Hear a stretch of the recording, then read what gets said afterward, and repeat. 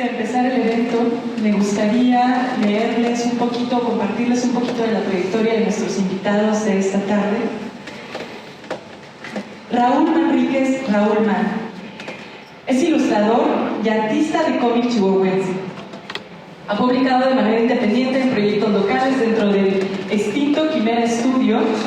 Ha trabajado para editoriales internacionales como Blue Water, Arcane Studio, Alias, Marvel, y en la revista Heavy Metal fue parte del grupo de artistas que trabajaron en el cómic de Iron Maiden Legacy of the Beast, dirigidos por el escritor R.G. Llarena. Para México ha colaborado para Conaculta, para revistas y publicaciones como Tierra Adentro, Castálida y proyectos como el cómic adaptado de Víctor Hugo Rascón Banda, Volver a Santa Rosa. Actualmente trabaja como artista conceptual para Amber Studio y desarrolla proyectos propios. Raúl, muchas gracias por estar aquí. Gracias.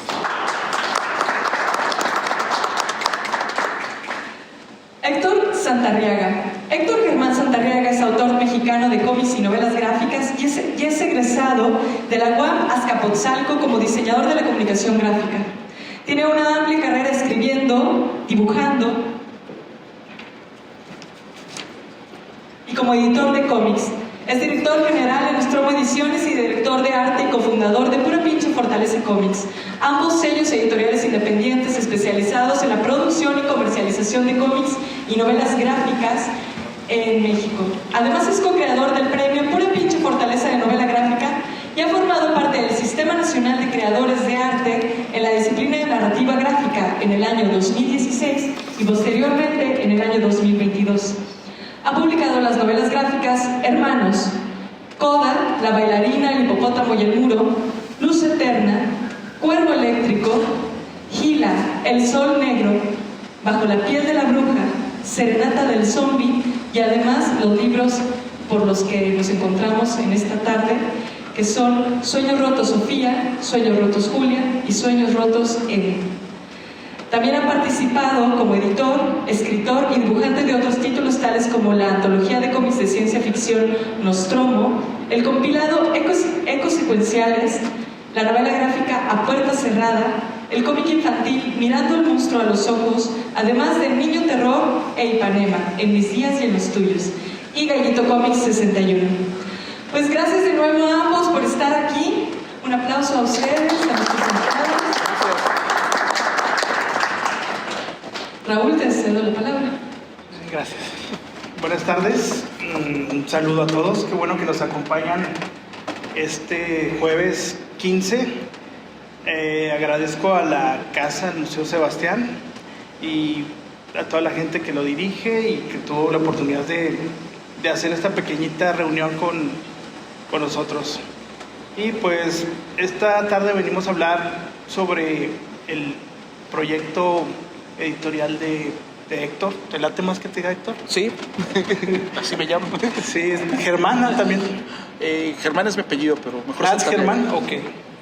Y pues se ve que el joven ha estado ocupado por todo lo que ha estado haciendo. Y venimos a hablar de esta trilogía de Sueños Rotos. Y antes de que empecemos a hablar y nos adentremos al tema, es bien importante tener como que el bagaje de lo que es la novela gráfica, ¿no? De qué contiene, cómo se narra, qué elementos debe tener. Y lo bonito de la novela gráfica es que no deja de ser historieta, ¿no? Y siguen siendo cómics, pero tiene otro formato y es una manera distinta de presentarla comercialmente, ¿no? Y eso al autor le da mucha ventaja porque nosotros que empezamos haciendo cómics ya hace rato, nos movíamos haciendo historietas donde se pudiera, ¿no? Y generalmente teníamos un impacto que iba en puestecitos de revistas, en tianguis, en eventos. Entonces la novela gráfica yo siento que tiene todavía una penetración más grande, ¿no? Puede estar en librerías, puede estar inclusive en museos como esto. Aquí, por ejemplo, en el Museo Casa Sebastián hay una librería y está especializada también en novela gráfica y tiene novela gráfica de autores de de todos lados. Entonces les recomiendo, creo que está aquí arribita, si se puede echar una vuelta. Y también de aquel lado tenemos los cómics de la trilogía del señor Santarriaga. Entonces la novela gráfica da no la sensación, tiene la facilidad de que el autor se mueva en distintos campos y que puede competir en otras economías, como la economía del libro editorial. Entonces eso nos da a nosotros una percepción de que podemos llegar a distintos títulos, de que podemos abarcar otro tipo de público. Y también nos dividimos un poquito las personas que hacemos novela gráfica de lo que se tiene, la percepción que se tiene de la historieta, ¿no? Que es un cómic que va dirigido para niños, mayormente, que tiene que ser de superhéroes. Entonces a mí me encanta el cómic y yo crecí leyendo historietas y me formé leyendo historietas, pero vas madurando y vas tratando de tener un poquito más de contenido y enfocándote un poco en otro tipo de temáticas, ¿no? Ahorita vamos para allá con la temática del señor Santarriaga. Pero la novela gráfica es algo muy bonito porque es como leer un libro. Simplemente tiene dibujitos y de hecho a veces como autor tiene un poquito más de reto para el dibujante, porque a veces es más fácil, la verdad, dibujar superhéroes, dibujar a un Spider-Man saltando con las piernas de chicle, que representar gráficamente lo cotidiano. A veces eso es más difícil. Dibujar una plática entre dos personas, dibujar una narrativa donde hay emociones presentes. Entonces eso tiene un mayor reto, porque un artista visual, un artista gráfico, o como se le conoce como los gringos, un storytelling, alguien que cuenta historias usando su pluma, dibujando y sus letras, tiene una responsabilidad muy grande porque tienes que conectar con un público y a veces tienes que hacer historias que a lo mejor son un poco más aburridas que lo referente al cómic como se le conoce, pero tiene mucha más responsabilidad y tiene un grado de madurez mayor. Puedes igual hablar de cualquier tema dentro de la novela gráfica, pero también tiene que ver mucho el formato como lo presentes, porque tiene un formato más similar al del libro, tiene más páginas, tiene una historia contenida de principio a fin, no es como los cómics que continúan, ¿no? Entonces es algo muy bonito de la novela gráfica porque la edición puede estar más cuidada, puede tener pasta dura, puede encontrarse su ISBN y la puedes encontrar en cualquier librería o comprar en línea. Y a nosotros como autores eso nos da mucha opción de crecer y de poder llegar a muchas personas. Entonces ese es el mérito que tiene la novela gráfica. Y en este caso, hablando de lo que hace el señor Santarriaga, el señor Héctor, pues, lo conozco ya desde hace rato, hemos así como que chocado en distintas etapas desde hace como 15 a 20 años, de que los dos estamos aferrados a tener esta pasión de querer hacer cómics y de repente me lo topaba en eventos en México, en Monterrey, ahora aquí. Qué curioso, ¿no? Pero nunca había tenido la oportunidad de ver, era un camarada, un hermano de armas, pero hasta que leí su cómic de hermanos, fue lo que me dijo, caray, me sacudió un poquito porque me gustó mucho la historia, la temática y la manera en que narraba historias. Y aquí lo importante y la responsabilidad que tiene un storytelling, un narrador, es que te debe conducir. Tú eres así como un pasajero que vas en un tren, te subes y él con su historia y sus dibujos te va moviendo. Y cuando empecé a leer su trilogía, que me la dio para checarla, se me hizo un poquito complejo por la temática. Su trilogía trata, ¿no? Entonces sí es un tema que yo no soy especialista ni nada, y lo leí con pincitas por la temática que tenía. Entonces cuando me subí a ese tren dije, ay, que me da miedito, me da un poco de miedito, y no, me senté, me relajé y me fue moviendo como autor. Y creo que eso habla muy bonito del autor, porque a las 3 primeras páginas ya estaba bien metido en la historia, metido con los personajes, y me gustó mucho la manera tan bonita que tiene de tocar a los personajes. No les quiero hablar mucho de la historia, me imagino que él lo va a hacer, pero tiene algo muy bonito porque él se viste de sus personajes, usa un traje y los habita, y te puede hablar con la voz de una niña que se llama Sofía en el primer librito, y puedes conocer los sueños, las percepciones, la manera de ver la realidad de la niña, el juego que tiene con la música y todo, que yo le creo a este cabrón que me está hablando de una niña, ¿no? Entonces es la magia, se está habitando en esa piel, y luego el muy cabrón luego empieza a hablarme como un maloso ser llamado Rolo, que es brutal la manera que tiene de actuar. Entonces hace muy bien su función como escritor. Entonces amé la manera que tienes de desarrollar la historia, de lo bonito que te entra a tu sistema, a pesar que es un tema muy fuerte. La verdad yo le sacaba la vuelta por la temática, pero al final de cuentas ya estaba bien metido en la historia y quería saber qué pasaba, ¿no?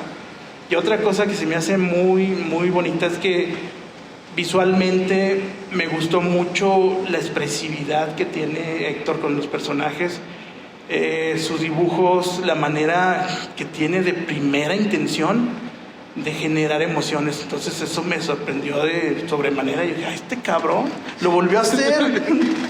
Entonces la manera que tiene de vestirse en los personajes y su expresividad me recordó un poquito su estilo. Para la gente que le gusta el cómic o que ha visto un poquito del cómic, es como el estilo que tiene el autor Ben Temple Smith, que es una ilustración sombría con mucha textura, o lo que hace inclusive Ashley Wood, ¿no? Que combina distintos medios, ¿no? De acuarela, tinta china, digital. Y también me recordó un poquito al universo de Sin City, de Frank Miller, por esa manera oscura de mostrar la ciudad, los lugares y a los personajes. Y creo que todas son herramientas que Héctor usó para conducirnos a una historia que realmente son tres, pero las va conectando y de una manera muy bonita, porque no necesitas leer los tres para entenderlos. Puedes empezar desde el final o agarrar el primero y lo entiendes todo perfectamente. Ahora, en cuanto a la historia, que es pesada, sí confieso que me costó un poquito, no de mala manera, sino por el tema. Cómo lo abordó, el tema lo aborda muy bien Héctor, los personajes los desarrolla perfectamente y tiene la habilidad de llevarte a un punto, y me gusta mucho la manera en que diriges. Cuando eres novelista gráfico, tienes una función muy similar a un director de cine, porque tienes que ponerte detrás de una cámara y dar paneos, poner la cámara abajo, arriba, y tener una percepción muy cinematográfica para poder narrar. Entonces eso se le da muy bien a este señor, y me gustó mucho la manera que tiene del manejo de su cámara, de los acercamientos. Otra cosa que se me hace muy muy interesante dentro de su narrativa es la manera en que podemos abordar a los personajes, porque de repente estamos en un personaje principal y de repente nos muda a un personaje secundario, y es algo muy similar a como hacer un zoom, de alejarte y acercarte. Entonces te va mostrando la vida de esas personas, y lo más curioso es que todos son monitos, o sea, son monitos de hechos que ahorita le quiero preguntar cómo hizo, con qué los hizo, tengo dudas, pero los personajes hablan por sí solos y la historia la aborda de una manera muy bonita, porque a pesar de que es una temática muy oscura, la resuelve muy bien, sin necesidad de meter mensajes. Simplemente nos concientiza sobre que es un cáncer que devora nuestra sociedad, y creo que es muy valiente al hablar de ello en una historieta. O sea, gastar 100 páginas, 150 páginas, de otras 100, 150 páginas para contarnos una historia, se me hace que es una manera valiente de hacer historieta, de hacer novela gráfica. Y quisiera abordar mucho, pero no quiero hacer spoilers, ni nada, y quiero darle la oportunidad a Héctor, así que me gustaría que lo recibiéramos con un aplauso y que nos platique su obra.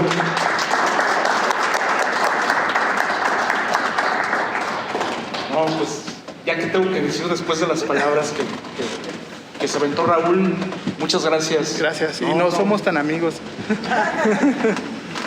No, sí, muchas gracias. Pues, bueno, no estamos aquí de visita y cuando yo era niño yo quería hacer cómics. Ese siempre fue mi gran sueño, dibujar, escribir. Y digo esto porque, como dice Raúl, como dijo hace unos minutos, es difícil hacer cómics en México, es difícil hacer novela gráfica en México. Sin embargo, yo creo que la terquedad es el talento más grande que tengo, y que me ha hecho no quitar el dedo del renglón. Y gracias a eso pude ir explorando, ¿no?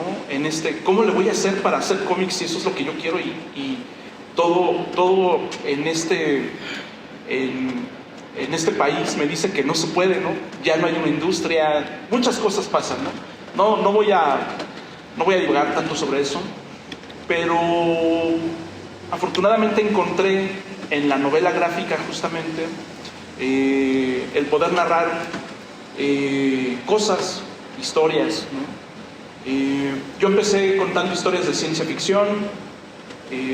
Siempre tuve ahí toda mi obra ha tenido ahí un carácter, de alguna forma, en mayor o en menor medida, de algunos temas sociales se tocan, no muy evidentes, algunos más suavecitos, ¿no? Pero siempre he tenido ese carácter revoltoso dentro de mí y siempre he buscado expresarlo a través de lo que hago, así sea una historia de ciencia ficción, como la novela gráfica Hermanos, ¿no? Que fue mi primera novela gráfica, donde pues hay una crítica a la sociedad, a la ciudad, a lo que estamos haciendo nosotros ahorita en el presente. Y siempre, pues siempre me ha gustado eso, ¿no? Lo mismo con las historias de terror. Son dos géneros que me gustan mucho, la ciencia ficción y el terror. Y pues bueno, así yo transitaba haciendo estas historias. Y hace unos años, pues ya casi 10 años tiene de esto, me topé, yo llevaba otro tipo de vida en aquella época, una vida godín, donde estaba en un trabajo de 8 horas, ¿no? En una oficina, ¿no? Que llegas con tu café, ¿no? Prendes tu computadora, lees las noticias antes de ponerte a trabajar, ¿no? Normal, ¿no? Lo que se hace.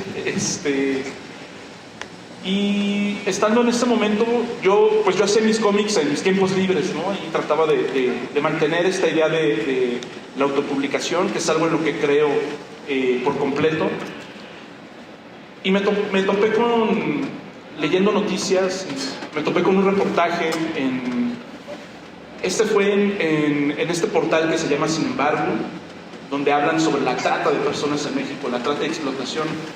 Historias de chicas que fueron con engaños extraídas de su comunidad y colocadas en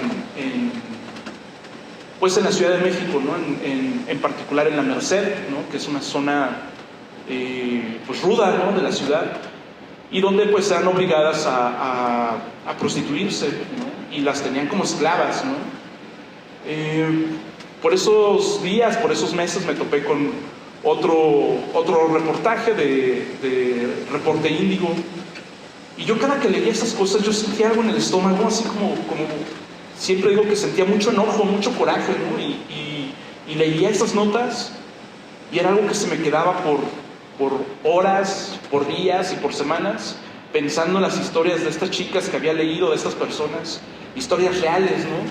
Donde el trabajo de los periodistas que hacen, pues es impresionante, ¿no? Eso siempre es algo muy admirable, y a mí eso era algo que me sacudía, ¿no?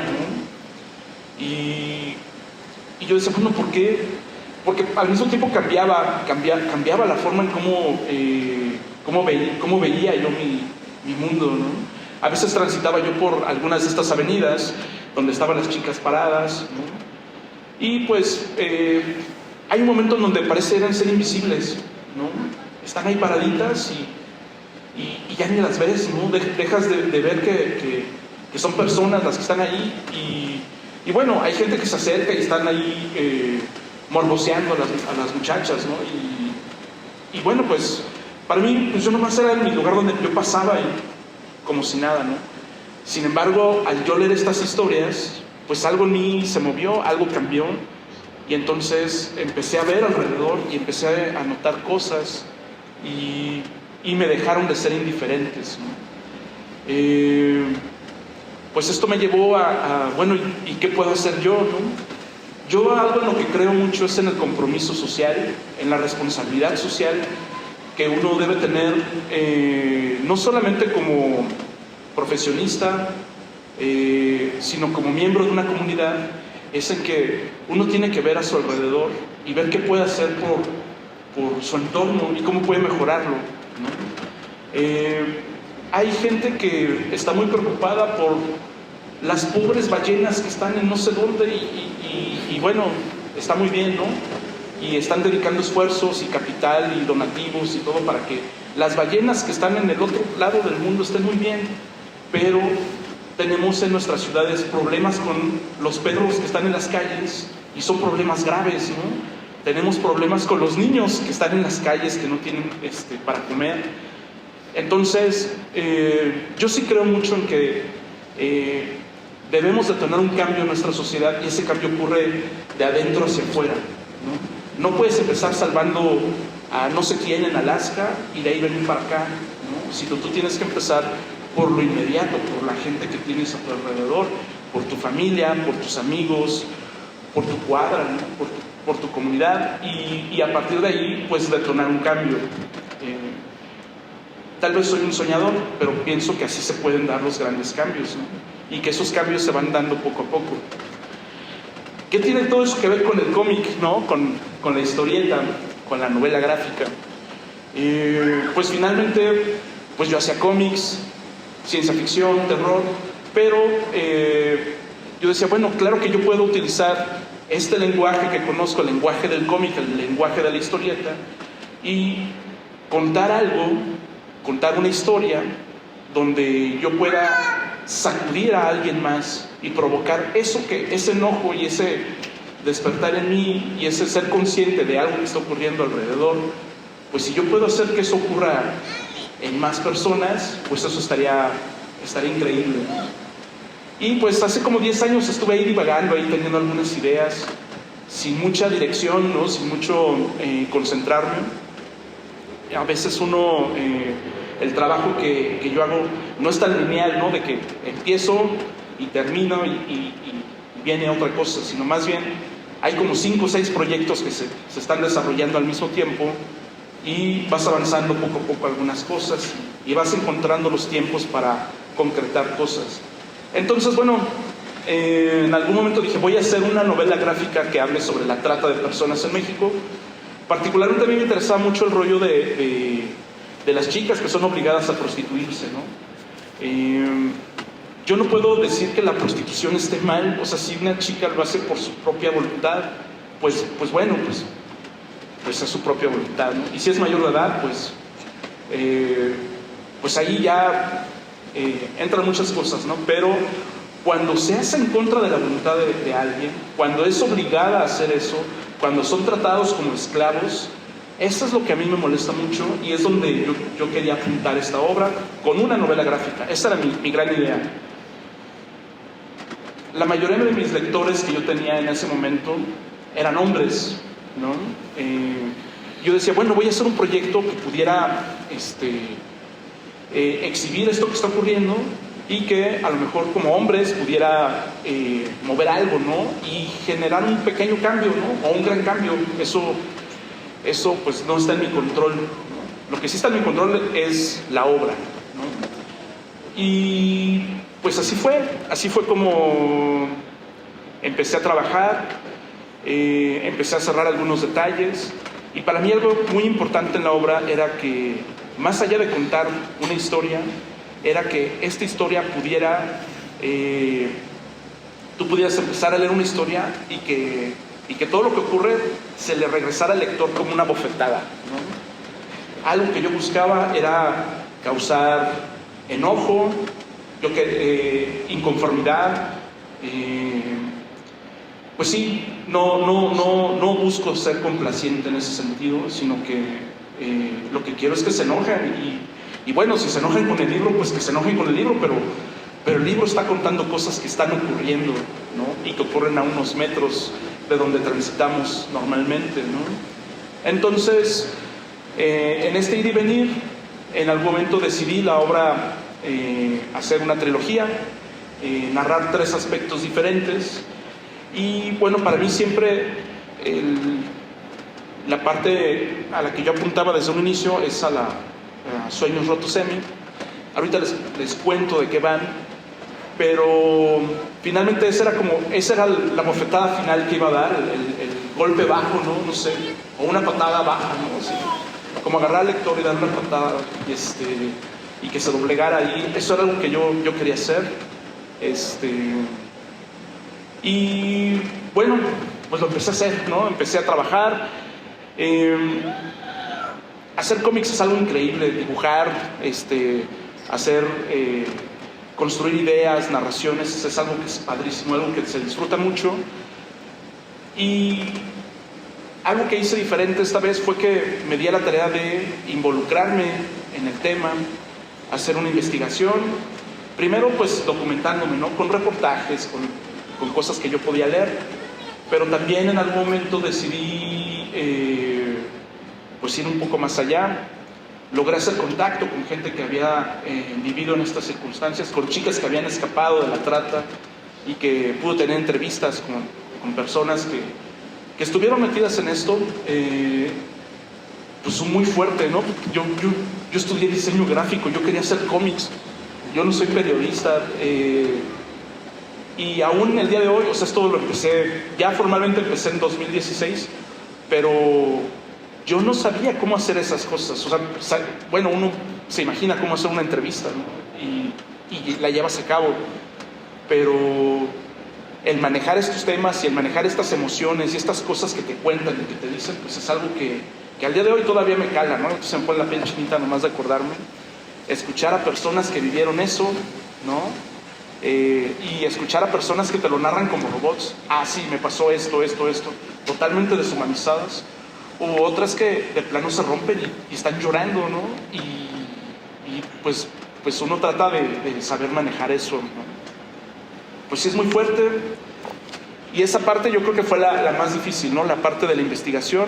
Todo fue difícil, la verdad, ¿no? Hacer cómics es algo increíble, pero hice esta investigación, conocí estas experiencias. Luego eso tomé los puntos en común, lo que más se repetía, las cosas, los patrones, y sobre eso construí nuevos personajes, construí personajes que pudieran habitar este mundo. Y entonces lo vives una vez cuando te lo cuentan, lo vives de nuevo cuando tú tienes que crear estos personajes y dotarlos de estas cosas, de estos elementos, y luego, bueno, tienes que dibujarlos, ¿no? Entonces es como estar reviviendo una y otra vez lo que pasa, hasta, bueno, y al final, pues, en mi caso, que soy autor independiente y que me encargo de toda mi obra, que es algo que me encanta, de ser totalmente responsable de lo que hago y digo y cómo llevo la obra a cabo, pues eso quiere decir que tengo que estar involucrado en todos los procesos de la misma. Entonces, bueno, pues es un proceso muy complicado todo esto, muy duro de estar viviendo estas emociones una y otra vez. Y ya, cuando ya al final sueltas el libro, pues ya lo que esperas es que al que lo lee le provoque algo, ¿no? Y si logras producir un pequeño cambio, eso es maravilloso. Entonces, pues, a grandes rasgos esto fue el proyecto, así se dio. Pasaron muchas cosas en este camino y estoy muy contento con haber hecho esto. Es un proyecto que los fui publicando en 2018, Sueños Rotos Sofía, 2019, Sueños Rotos Julia, y Sueños Rotos Emi estaba programado para imprimirse en 2020, pero con esto de la pandemia pues se tuvo que pausar eso un poco, y apenas ahora en octubre del año pasado lo publicamos. Y pues bueno, a grandes rasgos de eso va la obra, de eso se trata.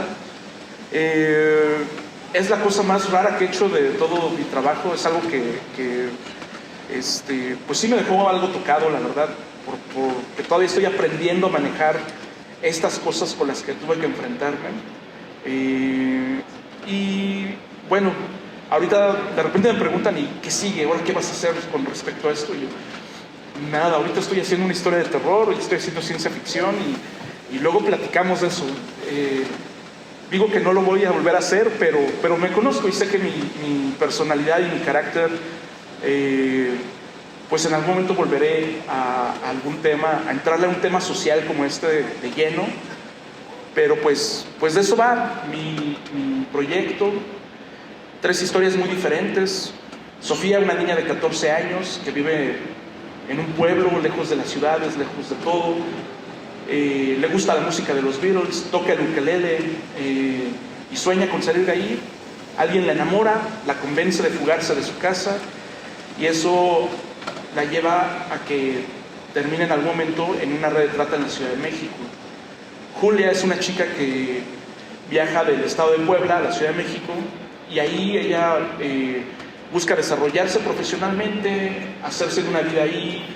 Y igual malas compañías, mala suerte, malas decisiones sobre todo, la terminan arrojando a la misma red de trata de Sofía. De hecho, algo que tiene la obra es que está interconectada. Si bien se puede abordar cada uno de los libros de manera individual, algo que pues era siempre mi interés, ¿no? Que si algo me pasaba a mí, la gente podía tener su obra completa y no necesitaba más, pero o si no encontrabas el otro, no pasaba nada, ¿no?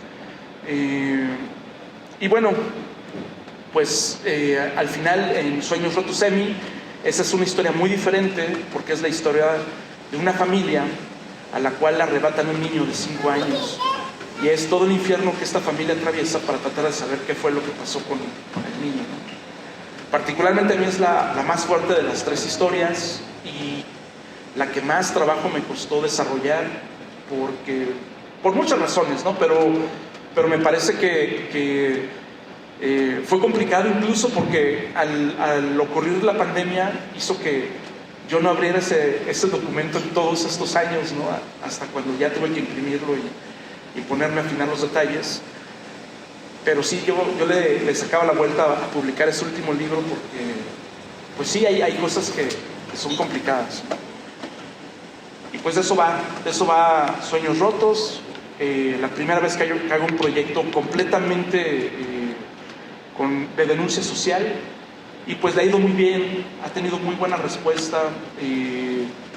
Me ha permitido les decía hace rato que hace unos años la mayoría de mis lectores eran hombres, ¿no? Yo creo que un 70-30, ¿no? Eran hombres sobre mujeres, y ahorita esto también me ha permitido acercarme a más lectoras. Y ahorita yo creo que estoy 50-50, ¿no? Y algo que está increíble es que es muy fuerte, pero pues los lectores se comprometen, ¿no? Y esto que decía Raúl, yo más que yo tomar el papel del personaje y disfrazarme y ser Sofía o ser Julia, yo lo que hago es que al lector que se atreve a leerlos,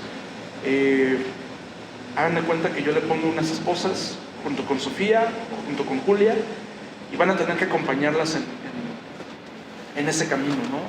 Y pues no tienen salida, no los voy a dejar salir de ahí, y van a tener que acompañar y vivir todo lo que ellos viven, ¿no?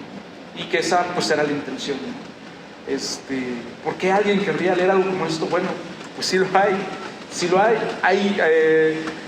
Siempre digo, si bien se considera al lenguaje del cómic, a la historieta, a la novela gráfica, algo de entretenimiento, yo creo profundamente en que las obras, el trabajo que uno hace, tiene que servir más que para entretener.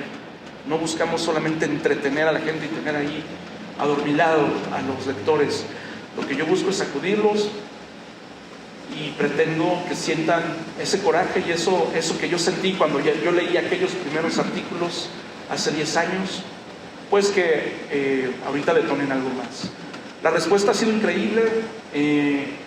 Ha habido varios de mis lectores llegan y dicen, oye, ahora sí te pasaste, ya dame el otro, ¿no? O, ¿sabes qué? Véndeme otros 2 porque le voy a dar uno a mi sobrina y uno a mi hija, porque yo no sé cómo hablarle ya de estos temas, ¿no? He tenido experiencias muy chidas, como que maestros de secundaria de repente, ¿sabes qué? Yo quiero 30, 40 libros porque es importante que los chicos sepan esto, ¿no? Y pues estoy muy contento con eso, ¿no? En general la respuesta ha sido positiva y pues sí, modificó muchas cosas en mis procesos de trabajo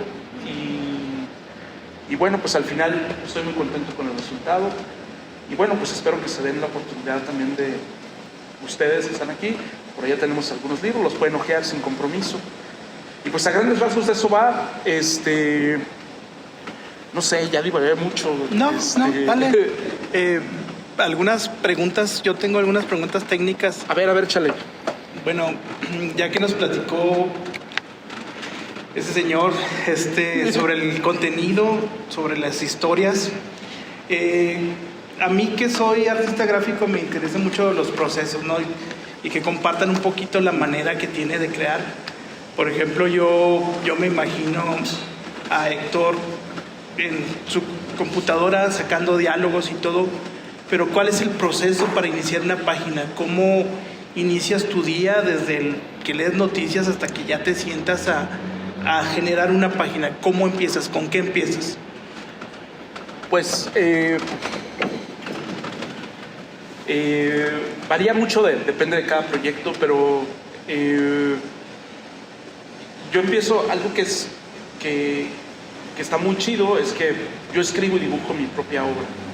Sí, también he escrito para otros y también he dibujado historias que alguien más ha escrito para mí, pero cuando yo mismo hago mi propio trabajo y soy dueño de mis tiempos, porque además no tengo un editor que me está diciendo, ándale, ya termina, sino todo depende solo de mí, pues más o menos tengo mis calendarios y empiezo con ideas simples, ¿no? A veces escucho una palabra, escucho una frase y la tengo anotada, a veces la anoto en mis libretas, siempre cargo libretitas, o a veces en el teléfono hago alguna anotación que eventualmente puede detonar en algo que ocurra en un cómic. Siempre estoy también muy escuchando lo que ocurre a mi alrededor. Ahorita voy a lo de la página. Por ejemplo, en el caso de Emi, pues ya voy a soltar un pequeño spoiler, pero pues no es spoiler. Una vez fui al cine y veía que en la fila de adelante había una familia, mamá, papá y un niño como de 12, 14 años, y en algún momento el chavito se para, se sale pues se va, ¿no? Y pues yo estaba viendo la película y de repente los papás estaban así nada más como que no regresaba el niño, ¿no? Y pues tanto ves así que están los papás haciéndole así, ¿no? Asomándose a la puerta, que yo estaba en el cine y yo también estaba haciendo de que ya se tardó el chamaco, ¿no? Se paró el papá y fue a buscarlo, ¿no? Regresó el papá, se para la mamá y sale a buscarlo, regresa y ahí están los dos, ¿no? Y yo también, ¿no? Así de, ¿no? ¿Qué está pasando aquí, no? Pero preocupados, obviamente, pues, dije, ¿cómo va solo el niño al baño, no? Pero, bueno, pues fueron, regresaron, se salieron los dos, regresaron. O sea, yo de la película ni me acuerdo qué película era, ni qué estaba pasando yo. Yo tenía algo que estaba ocurriendo ahí enfrente de mí y al final, pues regresó el niño, ¿no? Lo encontraron en las maquinitas que estaban afuera. Los papás lo estaban buscando en el baño y afortunadamente todo bien, ¿no? Bueno, una escena parecida a esa con un final no tan bonito ocurre en Emi, ¿no? Emi se pierde cuando va al baño solo, ¿no? Un niño de 5 años que va solo al baño, pues sí, pero bueno, lo cuento porque lo que ocurre a mi alrededor, a veces estamos no sé, salimos a tomarnos una cerveza y alguien dice algo y me parece interesante, pues lo guardo y en algún momento sé que me va a servir o lo puedo utilizar, o a lo mejor no, pero sí trato como de ir recabando cosas, anécdotas, muchas cosas son vivencias, algunas mías, algunas que alguien me comparte, y poco a poco voy aterrizando eso, y voy haciendo como un ensamblado de situaciones que van derivando en... cuando yo voy a hacer una historia, yo cuento nada más los puntos principales, ¿no? Pues voy a contar otra historia, no de estas, ¿no? Pero unos niños que están haciendo travesuras en un panteón y ven un asesinato y luego quieren escaparse y luego pasa esto. O sea, como pongo los puntos en general y sobre eso voy a hacer dividiendo las páginas. Esta escena va a durar 5 páginas, esta va a durar 15 y ya sobre eso empiezo a hacer mis bocetos, layouts chiquitos, ¿no?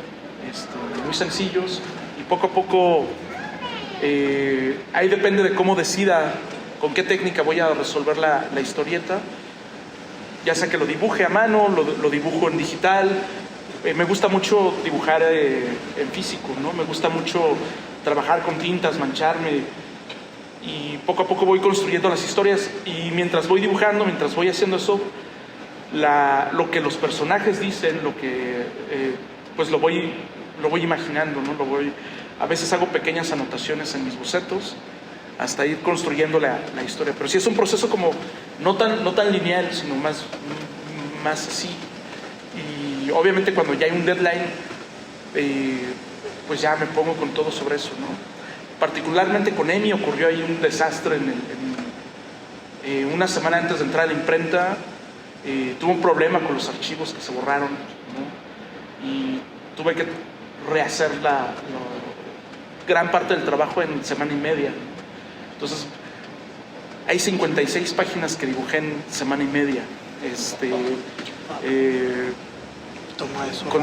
con todo el color y editar y todo. Bueno, pues sí fue un rollo, pero bueno, y hay veces que puedes hacer 1, 2, 10 páginas al día, depende de lo que estés trabajando, pero sí, y hay veces que puedes no hacer nada en 2 semanas, ¿no? Así funciona. Y pues así, me gusta trabajar, mezclar técnicas. Al final mi formación como diseñador gráfico me permite, todo mi desmadre que hago al trabajar es meterlo en un rollo como súper cuadrado y aterrizarlo para que quede todo listo para imprimirse, ¿no? Pero es más como ahí el callo, el colmillo, no sé. ¿Qué más? Bueno, Héctor tiene como que muchos superpoderes porque él edita, él hace diálogos, él mete color, aparte que dibuja y escribe, entonces te da un producto completo. Cuando generalmente en el cómic está muy seccionado todo, ¿no? Que hay una persona que dibuja y le manda el trazo a una persona que está en Veracruz que lo entinta, y el entintador lo regresa al DF para que alguien lo pinte, y de repente llega alguien, un diseñador en Chihuahua, y va y le da la madre a todo. Entonces él no permite eso, él hace un producto completo. Entonces eso también tiene mucho mérito, porque yo, que también me dedico a esto, ves todo el proceso que él tiene para elaborar todo un producto, dártelo entero. Ya nada más falta que le haga el offset, una cosa así. Pero tiene mucho mérito porque él da todo. Entonces él es como que es un gran tirano que está asegurándose que todo funcione. Entonces sí, yo creo que estaría muy bien, no sé si Yasmín lo vea, de hacerle algunas preguntas, comentarios, algo que tenga el público, porque me quedó muy claro ya lo que pasó con Emi, que creo que ahí lo aclaras, ¿no? En la editorial de que se perdieron muchos archivos, y pues la verdad 56 páginas, semana y media. El autor más rápido de México, la verdad. Sí. Y pues con muy buenos resultados, claro, ¿no? Entonces, pues de mi parte serían las dudas que te tenía del proceso, de cómo lo inicia. Ya me dijo que maneja unos toms, que son como unos pequeños diagramas donde va poniendo la secuencia, ¿no? Entonces eso es muy útil para los colegas y la gente que está dedicada al medio o que está estudiando al medio, ¿no? Entonces, alguien que tenga una pregunta, un comentario.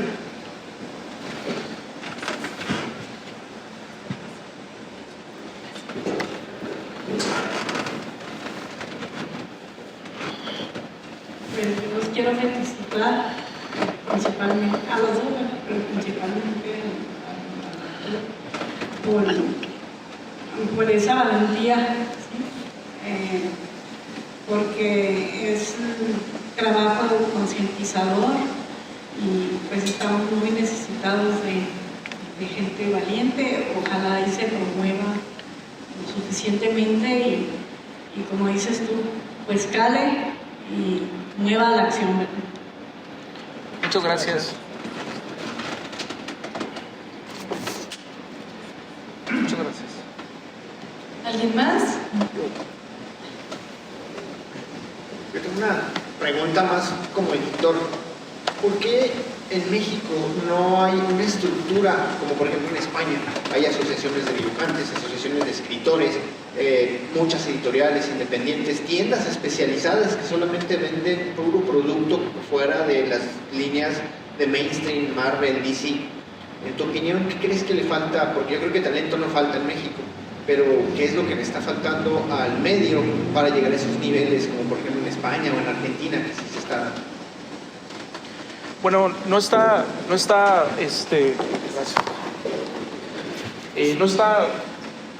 bueno, tenemos que entender que nosotros tuvimos un desplome de la industria que se vino dando desde finales de los 70s, 80s, 90s, ya para los 2000s prácticamente no había industria del cómic en México. Hubo un desplome de eso. Y bueno, no me gusta mucho hablar de lo mal, las cosas que se hicieron mal en el pasado, pero la gente que hacía historieta antes, pues cobraban, les iba bien, les iba mal, no lo sé, algunos les iba muy bien, y gente que dibujaba y cada semana, cada quincena iban y recogían su cheque ya, y no les importaba retener los derechos de su obra, no había una conciencia en ese sentido de la obra, sino que más pues era un trabajo que se hacía así de manera mecánica. Cuando la industria se desploma, la gente que metía una inversión en eso y decide retirarse, pues los dibujantes, los escritores se quedan sin chamba. Y a mí en particular, yo cuando a principios de los 2000 yo dije, bueno, yo quiero hacer cómics y no hay dónde hacer cómics, pues me tocó, yo siempre hago la broma de que es el desierto, ¿no? A mí me tocó así como Mad Max, ¿no? Sí, hubo una gran civilización en el pasado, una época de oro del cómic mexicano, la época del Calimán, donde se tiraban millones de ejemplares a la semana. Eso ya no existe, ¿no? Y no quedó nada de eso. Y más que, pues cuando tú quieres hacer las cosas, pues yo me di cuenta que no iba a haber un editor que iba a tocar a mi puerta y toc, toc, toc. Oye, ¿no tendrás por ahí algún cómic que quieras que te publique? ¿No tendrás una gran novela gráfica que pueda...? Pues no lo había, dejó de haber eso. Y la gente que queríamos hacer historieta, empezamos ahí a hacer algunas cosas con mucho entusiasmo, con muchas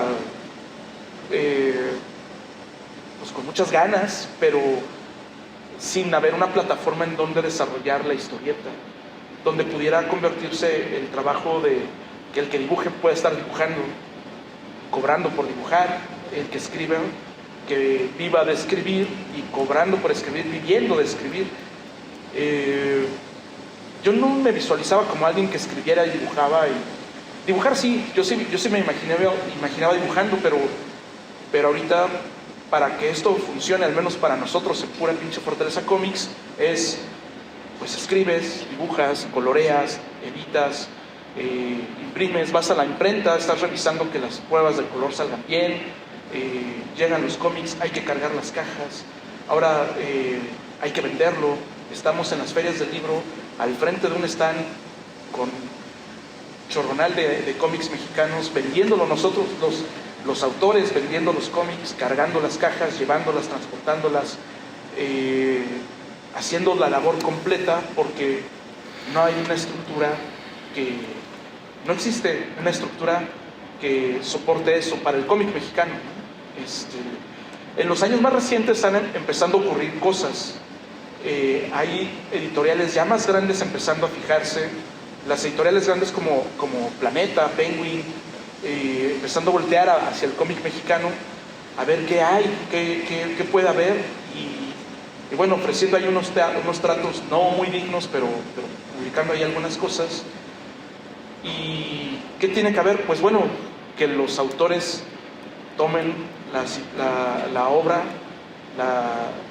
su trabajo en sus manos, y decidan hasta dónde lo quieren llevar, y no esperar a que alguien más lo haga.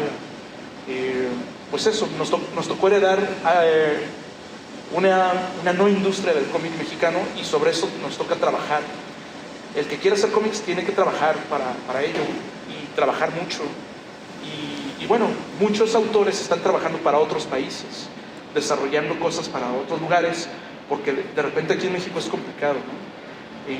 Hay esfuerzos bien importantes que se están haciendo aquí en México, de muchos autores, de muchas editoriales pequeñas, donde se está demostrando que la microempresa puede ser mucho más potente y mucho más redituable para un autor que estar en una empresa, en una editorial mediana o regular, ¿no? Entonces, pues realmente hay que agarrar las cosas por las riendas y hacerse responsables, ¿no? de lo que uno quiere, y a empujar hacia allá. Esto que hemos logrado nosotros en la Fortaleza, tenemos más de 35 títulos publicados,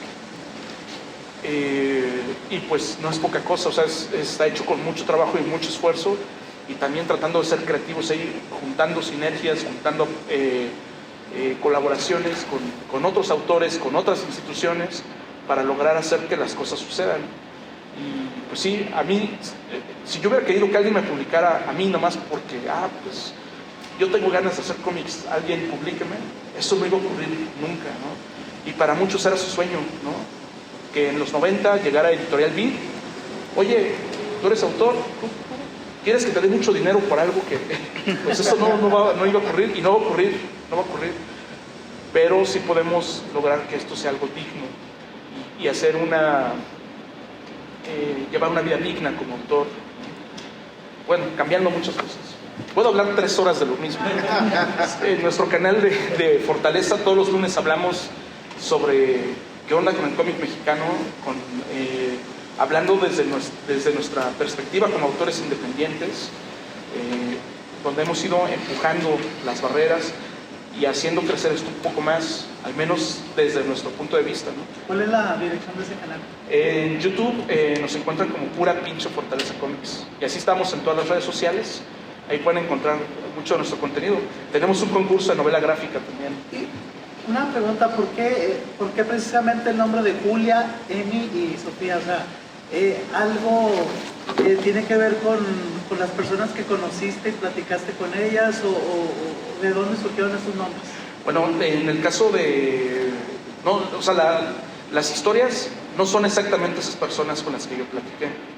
Esos son personajes creados a raíz de los puntos en común que tenían estas múltiples personas.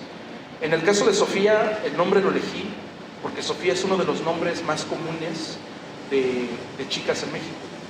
Es muy probable que todos aquí conozcan al menos una Sofía, y lo que yo buscaba es que la gente dijera, Sofía, ¿sabes? Bueno, pues Sofías hay muchas, y todos conocemos una Sofía al menos, y a esta Sofía le pasó esto.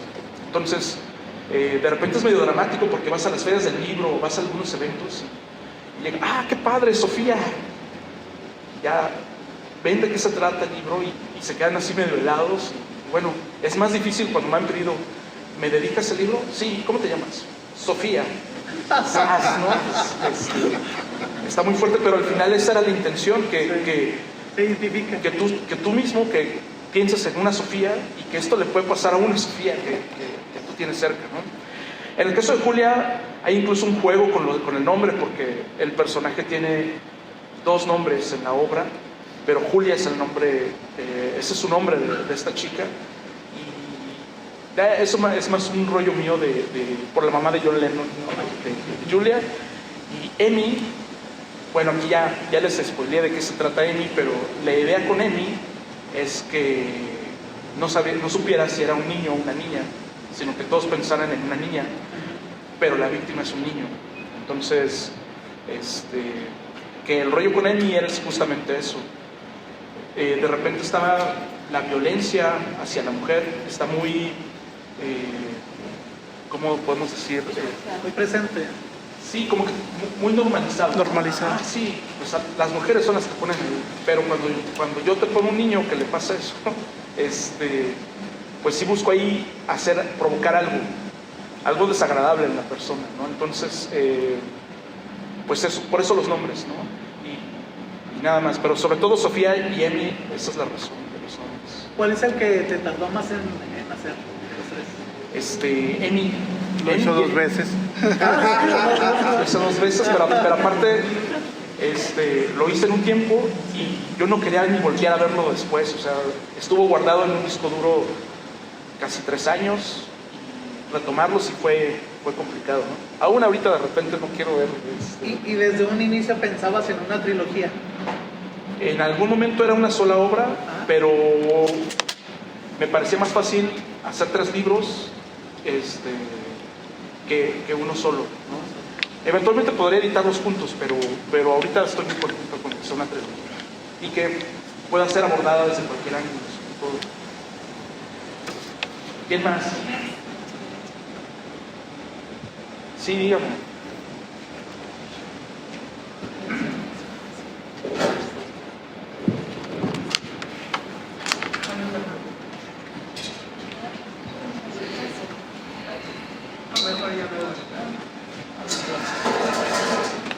Antes de hablar de definición, es válida la expresión. ¿Alguien más? No, cuando entender una libertad, no hay condiciones. Hable con libertad.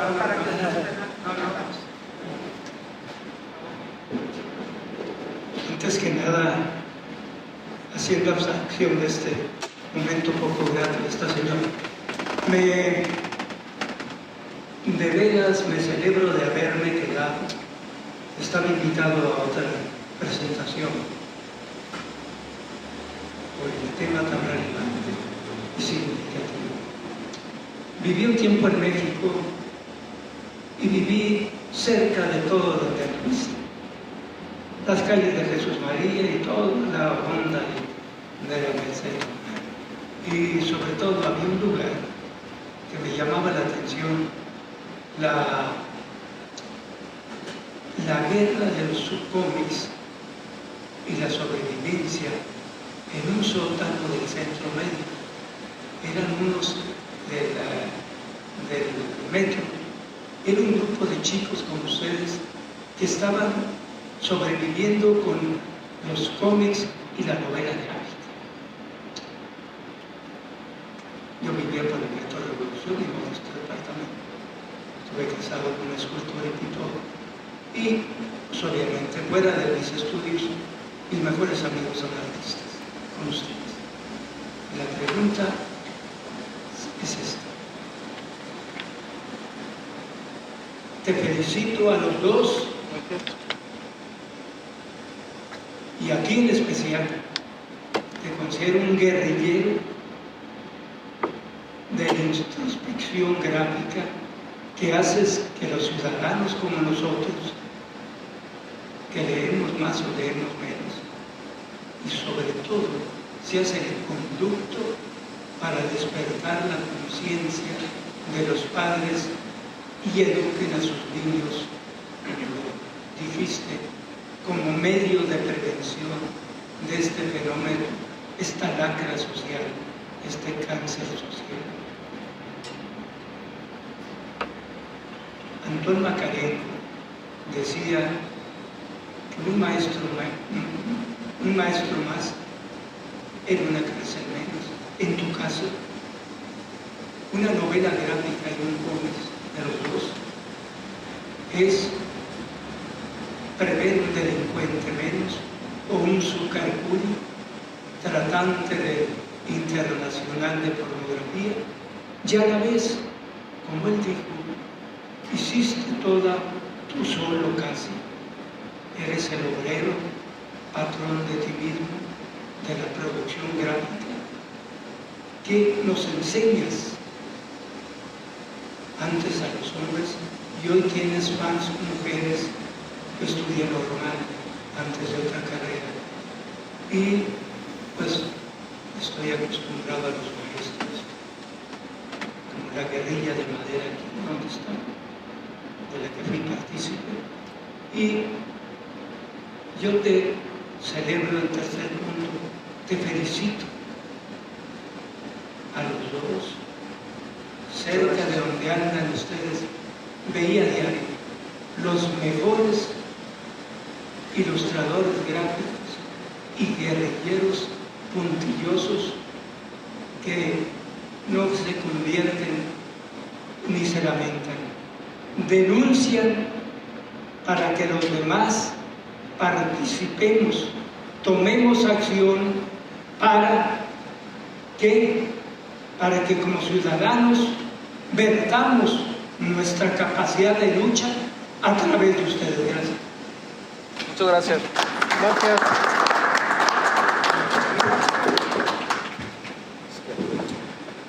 Último comentario. Pregunta. Antes de terminar. ¿Ustedes? ¿Un último comentario? ¿Tú quieres? Luego yo. Pues nada más agradecer a todos los que vinieron y invitarlos a que compren la obra del señor Santarriaga y pues que festejemos que todavía hay artistas que toman el valor como Héctor para hablar de temas tan escabrosos, temas que realmente le sacamos la vuelta, y pues felicitarlo personalmente porque pues, es independientemente que tiene una actitud valiente al abordar el tema, el invertir tiempo. Yo que soy artista también, recursos, dinero y todo porque tiene que mover el producto, tiene que moverse.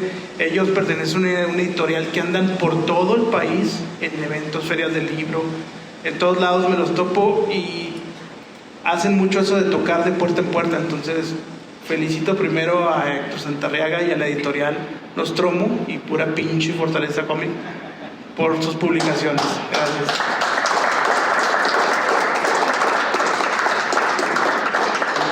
Yo les quiero agradecer al Museo Sebastián, a Jazmín, que nos ayudó mucho, estuvo detrás sobre todo de una parte muy importante con Sueños Rotos Emi. Muchas gracias, y sobre todo ustedes que están aquí, muchas gracias por venir a acompañarnos, y pues no estamos aquí de visita. Bien, pues a nombre de Nostromo Ediciones y Pura Pinche Fortaleza Comics, agradecemos nuevamente a Héctor Santarriaga y a Raúl Mann por esta charla. También agradecemos a todas y a todos ustedes por habernos acompañado, así como al staff, al equipo del Museo Sebastián, a Georgina Fuentes, a Melba Chávez, a Adriana Arellano, por habernos apoyado no solamente en los preparativos del evento, sino también en la logística. Les comentamos o les recordamos que pueden conseguir los libros de la colección aquí mismo con nosotros o en purapinchefortalececomics.com/tienda. Esperamos tener otro encuentro como este muy pronto de nuevo y pues festejemos con una copita de vino y pues muchísimas gracias. Bonita noche. Gracias.